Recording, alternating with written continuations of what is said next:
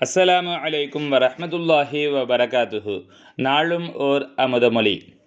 தேவையில்லாத கோபம், பொறாமைகள் வைத்து கொள்ளக்கூடாது. மனம் துப்புரவாக இருந்தால் அவனுக்கு என்ன வந்தாலும் துப்புரவானவனாகவே இருப்பான். நன்றாக சிந்தித்து செயற்படுங்கள். நேர்மை இல்லாத இடத்தில் அண்டிடல் வேண்டாம். நாம் பிறந்த நோக்கம் என்னவெனில், எப்படியெல்லாம் வாழ வேண்டும் என ரசூல் ஸல்லல்லாஹு அலைஹி வஸல்லம் அவர்கள் கூறியிருக்கின்றார்களோ அவ்வாறு வாழ்தலாகும். அந்த ரசூல் ஸல்லல்லாஹு அலைஹி வஸல்லம் அவர்கள்தான் கூறினார்கள், நீங்கள் அல்லாஹ்வை அறிந்து கொள்ளுங்கள் என்று. அப்படியென்றால் பிறர் சொல்வதற்கு ஏன் நாம் செவிசாய்க்க வேண்டும்? எனவே அல்லாஹ்வை அறியத்தான் வேண்டும். அதுதான் ஜிஹாது.